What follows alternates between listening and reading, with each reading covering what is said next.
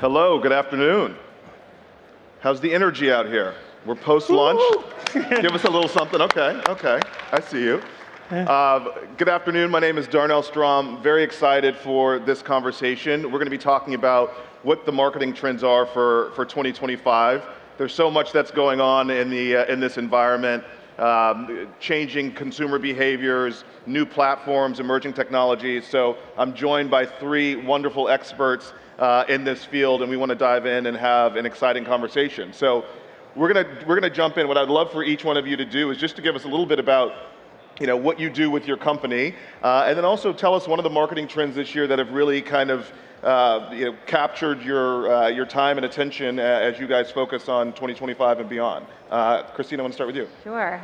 Good afternoon, everyone. Christine Maguire. I'm the Global Vice President at Tripadvisor, overseeing the commercial business. And most of you probably know Tripadvisor as trusted reviews. We're in our 25th year. We just marked our 25th anniversary 2 weeks ago. But our mission is really to guide and inspire travelers, and 60% of the consumers that come to our site don't actually know what destination they want to go to. Building trust and confidence in those really high stakes decisions when they're going on trips, and then ultimately connecting to commerce. So I have the pleasure of working with global brands and destinations, small and medium businesses across things to do and accommodations and restaurants, and then building strategic partnerships that ultimately bolster our platform. We have a big and thriving experiences business. So we own Viator, which is a things to do platform. Hopefully many of you have used it. And I believe experiences, especially as the younger generations really prioritize that over material things, will have an emergence. If you haven't heard of Bill Perkins, he just wrote a book called Die with Zero. And the premise of the book is take your financial accumulation and go and have life experiences that pay off in dividends and memories for life, versus accumulating material things that deteriorate over time. So for me, that's the big marketing trend: getting back in person, socializing, creating memorable experiences that last forever, and ultimately help with multi-generation and some of the younger generations that want to have memories that last forever. Great, thank you. Philip? Darnell, thank you. Good afternoon, everybody. It's great to be here. So I'm Philip Davies. I'm the president of MEA of Siegel+Gale, and we've been going in business since the 60s. So I guess inherently we're kind of optimists by nature. But since then, our defining philosophy and way of working has been to deploy simplicity in everything we do.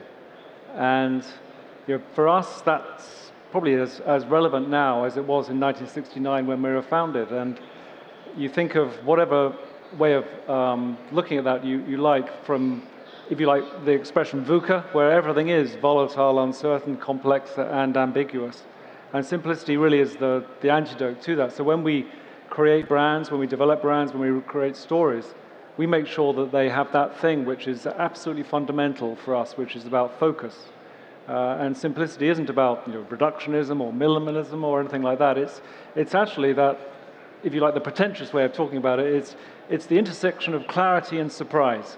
We need to make things easier to understand, but we also need to engage really, really, really well. So, going back to why we feel that works, look at maybe one of, if you like, our first identity we ever did was the NBA logo. And if you can picture that in your minds, it's that silhouette of Jerry West, the LA Lakers player, still exactly the same today than it was in 1969. And we kind of like to think that's a illustration of the power of a simple, enduring idea, which is universal, it's enduring, and it's scalable as well. And it makes them $3 billion a year just out of that identity. And it's also, I guess we like to think a logo is measured by how commonly it's used as well, and you'll find that a lot of body parts around the world. Yeah. So if a logo can be tattooed on somebody, we think that's probably a pretty good measure of a job well done. So you asked also about a prediction. I guess in terms of trying to make sure that brands are able to play a role in people's lives and be genuinely useful to them. And In looking at that, I would say that really thinking about how brands want to try to speak to people, not in a mass market, but as a huge market of individuals, it's about finding ways that you can personalize without being creepy. Yeah. You want to be a part of people's lives, but you don't want to invade people's lives. And I think the more that we see brands doing that, that's what they have to do. Otherwise, they'll simply be rejected if they don't do that. Well, the personalization piece we'll come back to because I think there's a lot to explore on that front. Brian? I like the analogy of if you can tattoo it, the logo. Do you have the simple. tattoo? Do you have the NBA logo tattoo on you? I don't have a logo tattoo. Okay. Maybe in the future. Criteo is a global advertising platform. We've been around since 2005. We provide the opportunity for brands and D2C companies to insert advertising anywhere along the customer journey. And we do that at tremendous scale. We serve roughly 61,000 ads per second. We operate in 100 markets around the world.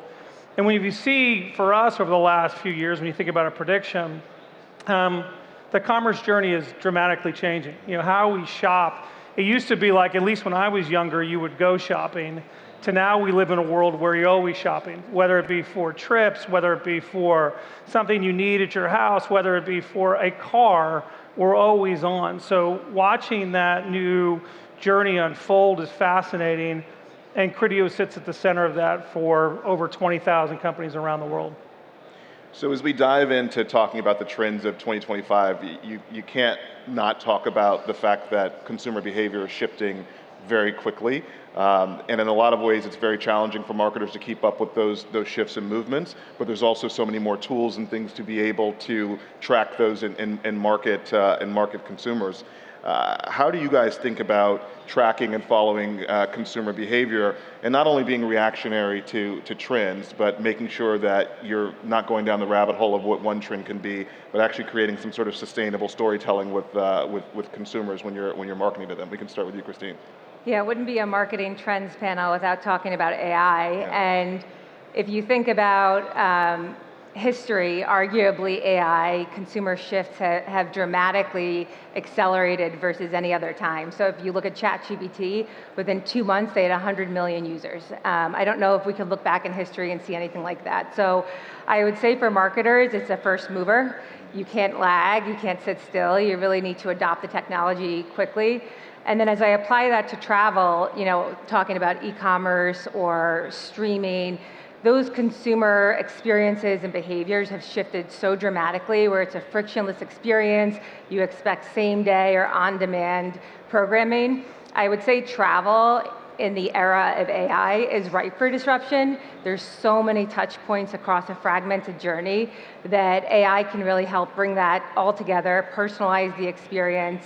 At Tripadvisor, we really believe in people-powered guidance, guided by people like you that have been there before, and it is really backed on authentic, real reviews. So for travel, I think it's going to be a game-changing time to really bring up all those different elements from the pre-planning and booking journey right through to the end sharing and the loop back. So I'm excited for AI and how quickly it's going to change with the AI tools. Philip, you mentioned in your intro about personalization and trying to do it without coming off as creepy, right? We have so much access to data and insights now. How do you, or when you advise your clients, how do they personalize the experience of marketing without feeling too invasive and turning off the consumer? Yeah, so we look to try to create a brand that can have universal appeal, but individual sort of recognition and an individual sort of relevance to them. So, we manage brands globally, and one of our brands that we have worked with for a number of years is American Express. So, we find that in, say, London, people are actually asking for the old heritage card, the green card, because they like it, but if they want all the toys loaded up onto it, so they want all the platinum toys, etc., the Centurion toys maybe, but they want it to look kind of modest. But we do find, you may go to, say, Mumbai, and people, when they take that card out, they want it to light up. So they want a celebration of being a member and so forth. So finding ways that can ladder up to the same story about realize your potential is how we would do it. So then it's about finding ways that can be modulated around the world.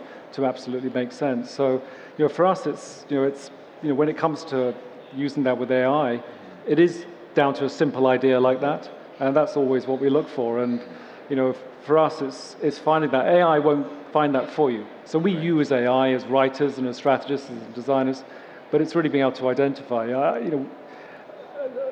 David Lynch, the famous film director, passed away, 2 months ago, 3 months ago? Yeah. I loved one of his phrases. He used to say, an idea is like a fish.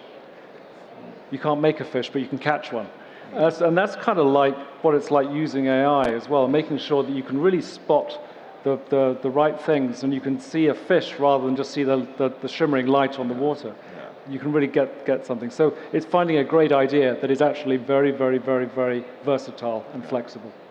Brian, have you seen examples of incorporation of AI in unique ways that marketers have used that you think will be continued to use more in the future? I think so. I mean, when we look at the world at Criteo, so the way that I always try to describe it is it's almost like a personal shopper. When someone goes shopping, we want Criteo to go along with them, but everybody's shopping experience is different. So if we go to a familiar shop and we have someone who knows us and we have a relationship or dialogue with them, that's a relationship, and you can elegantly insert yourself into that in a unique way. The same is true, you may have someone who is very price conscious. So for them, they want to use AI to make sure they're always aware of the most recent deals that may be in the marketplace. And I think you see this across. Some people may like free delivery. Some people would rather pick it up in the store. So we all sit on a massive amount of data, but where AI comes in is it really does have the ability to personalize, but the way I would describe that is personalize with care. The consumer experience is at the core of everything that we do, regardless of our companies. And I think where we got it wrong in the past in digital is we didn't understand that relationship. We bombarded people time and time again. And what I feel like now is AI is allowing us with the right level of control to engage with individuals the way in which they want to be engaged with. And there's a lot of examples from that we see daily, but I think that'll continue to evolve. Christine, we were talking beforehand about the generational differences when it comes to marketing. What Gen Z is interested in, or the way they like to be marketed to, is different than the way that millennials like to be marketed to. How do you kind of navigate the generational differences? And then as Generation Alpha is coming up, a purely digital generation, how do you navigate that consumer journey because it's changing and shifting so much? Yeah, we actually just published a big study called Life Stages. You have traveler types, you have trip types, but life stages looks very different based on where you are in your journey. So there's a lot of great things in that, but if I focused in on the younger generations, they care about adventure, they care about sustainability, they care about value, and they care about the intersection of live sports and music and festivals with travel. So we're really honing in on that as an opportunity to bring a lot of things together and super serve that consumer. I think you talked about a couple of points there that were, I'm the Hollywood guy, so when I hear things like music and, entertainment and storytelling, it makes me think about, how does pop culture and cultural relevance play a part in marketing? And, we've seen a lot of, creator or influencer campaigns or traditional celebrity campaigns. Some work very well, some don't work at all. How important is pop culture, and this is for all three of you, how important is pop culture in marketing, and do you see that continuing to bond together, or do you see people moving away from it? Philip, we can start with you. I think as long as it's used really with care, obviously. So I think also we're moving away from the kind of the influencer or the celebrity who's like holding the product. Right. It's much more about, okay, what part have they had in that product? So, I really admire campaigns by people like Louis Vuitton when they work with Pharrell Williams and how he has made a creative director there, and you can see he's really invested in the product. You can see his personality coming through, and it's a great fusion of the two. And you go back to people like Stella McCartney, did that really well with Adidas as well. So when it is authentic, that's when it works. When it starts to slip away from that, it just doesn't work. So there needs to be a degree of transparency in why they're involved and what they do. So there's real trust in that product. One of the things we've been seeing from the agency side, to your point, using the Pharrell example, is that brands are especially for very creative-minded talent, are bringing them in to actually partner with them. So making them creative director or artistic director in certain ways, using their insights and their access to information from their audiences to be able to help them, develop campaigns. And that's something that we've seen and probably a trend that we will continue to see moving forward. Brian, have you seen anything that's worked really well in the kind of pop culture or cultural relevance space? It's interesting to see, I think about pop culture and how it's changed, and now what you're starting to see, I think about the tequila brands, right, where you actually have well-known celebrities who are not just, out pitching for a client, but they're actually becoming owners. But what it does say is a point that Philip raised, authenticity. One of the things that we always see is, I think the younger generation can smell something that doesn't feel right or feels forced. And if you get that wrong, you see immediately, and it goes in the complete opposite direction, where maybe in the past, I don't think that would have been the case, or you wouldn't have had that immediate reaction. What I do see is more and more companies testing before they put their both feet in the water. So they're making sure that as they're using pop culture, how does that fit with their brand? How does that fit with their identity? And I think that's a step that has to be done, because again, if you go down this path and it's counterintuitive to what your brand actually is, it's a significant loss for the organization. So as we close out here, we want to look to the future. So we want you to put on your crystal ball and make your best predictions for what are the trends that are going to really move the needle in 2026, or the technologies or platforms that you think are going to be most impactful to marketers moving forward. So putting you on the hot seat first, Christine. I'll go back to events and experiences. So it's going to be the mega decade for the US. We have the World Cup, we have the Olympics, it's America's 250th anniversary next year. So there's a lot of focus on tourism and experiential and all the things to super serve those consumers. And then I would say, AI for good, health care and medicine and sustainability and environmental applications. That's what I would sort of love to see in the next year or two. And ultimately, we'll probably see an emergence of companies and people that we don't know of right now, but are going to be part of the NASDAQ or some of the top 5 or 10 companies emerging in the next few years. Right, I agree with you on the experiential. I feel like it's just going to continue to happen. And being at Tripadvisor, you get to be right in the center of it. Philip? Can I have 2 things? Sure. Okay, so away from tech, I would say that still some of the key things, and just listen to Brian there as well, in terms of how you engage, and remembering that we're creatures, and flesh and blood, and the way we receive information is through the heart. What's that expression? What the heart feels today, the head understands tomorrow. Right. And I think we still need those wonderful ideas that can get into people's hearts first, and then travel up to their minds where they rationalize it. So I think language is one of the key things that we can use there. It's one of the most transportable creative elements that a brand can have, use of language. But I would also say the other thing is, I think what we're obviously seeing is just the explosion of excitement here in Doha. And I think the involvement here is just incredible, how things are changing, progressing, and so forth. Just going back to the World Cup that was staged here, just seeing how things are done in the Doha way or the Qatari way is really exciting. So I think what happens here is going to be something to watch over the next few years. I agree.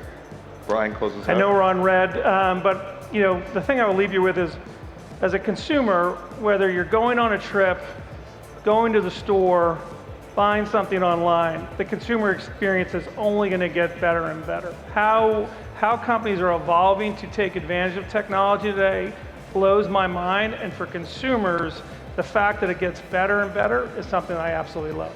All right.